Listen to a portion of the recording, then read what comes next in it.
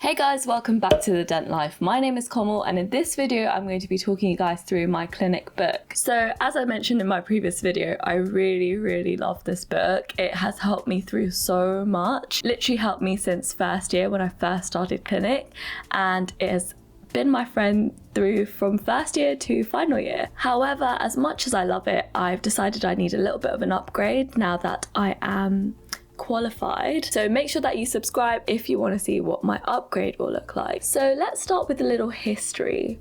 Why did I make this book? I got the idea when I was in a Phantom Head session, and these are sessions you have pretty much twice a week or 3 times a week when you first start university, because obviously they can't just let you loose on real people, so you have to practice on Phantom Heads. So before we actually started practicing something on the Phantom Heads, we would always be taught the content first, so either by PowerPoint, a video tutorial, or by demonstration in person. And the first few times that I was in these sessions, I basically either started daydreaming, dozed off completely, or I was trying really hard to concentrate and I basically just didn't understand what the hell was going on. So one day I thought, Komal, do you actually want to write some of this down? And then this clinical book was born. So without further ado, let's have a look through it.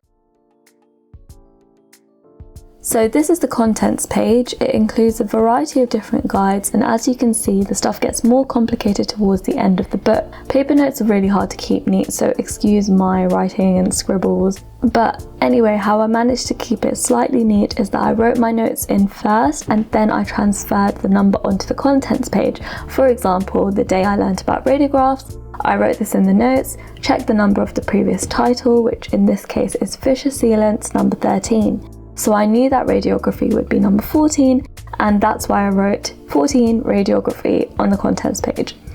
Now let's go through some of my favourite pages that I used very regularly at dental school. Others became second nature to me, so I didn't need to refer to them as much or ever. Number 3 is history taking, so always very helpful for writing clinical notes, taking pain history. When I had an emergency patient, I would literally just leave this page open and refer to it, making sure I have the complete history from the patient. I also wrote 2 types of pain recording methods I was taught, and I think I prefer Socrates. Number 15 is extraoral and intraoral examination. This was very useful to me when I first started seeing patients. Although we had templates of extraoral and intraoral exams on the computer, when I first started seeing patients, sometimes I actually forgot how to check these things. So, for example, lymph nodes. What the hell are lymph nodes? Which ones am I supposed to check? How am I supposed to check them? So this was all in the book and it was really useful. So number 21 is how to give an inferior alveolar nerve block. This one is in a lot of detail because the fear of Sharp's injuries was literally drilled into us from the start. So the beginning of this page is endless instructions about how to dispose of a needle safely.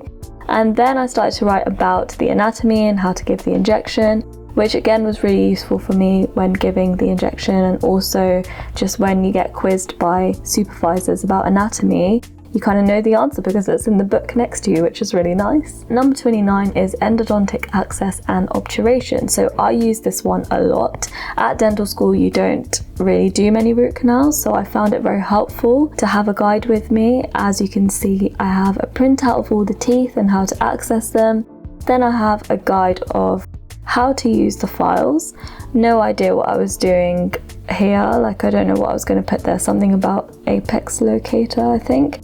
And then I have a guide on how to obturate, so everything was right there in front of me. I didn't have to worry about faffing around or asking the supervisor what I'm supposed to be doing and then getting told off for not knowing what to do. And then number 30 is photography. So this page was used by a lot of other people as well as myself, either clinical partners or students nearby, aimlessly pressing buttons on the camera because they forgot what the settings should be. So I whipped this baby out and then all was well. Number 33 turned into a bit of a long one as dentures are so confusing. So it goes on for a few pages talking about surveying, face bow, impression taking, denture construction stages.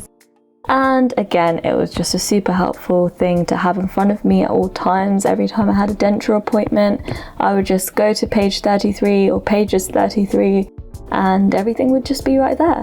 So number 35 is referral writing. It's a super easy list, but it's just there so I don't miss out anything when I write a referral. So it's simple but very effective. Then at the back were my random but very important notes pages that I thought of later on. So common medications, this is useful when you're presenting a patient to the supervisor. You can know what medication is for what instead of sitting there wasting time Googling it. And then side effects of common medications. This page was everywhere. It was in my clinical book, it was in my exam notes, it was in my ISKIs or OSKIs notes, and it was just really helpful to have. And then recall intervals. This is so my brain doesn't have to do all the work all the time. Sometimes I just open this page up and I know when I need to next see the patient, which is really good. So that was a flip through of my clinical book at university, and if you want to see an updated version of how I'm going to be doing it after university for DFT and for basically dentistry, then don't forget to let me know by liking, commenting and sharing my video, and I hope you found that helpful. Thank you for watching.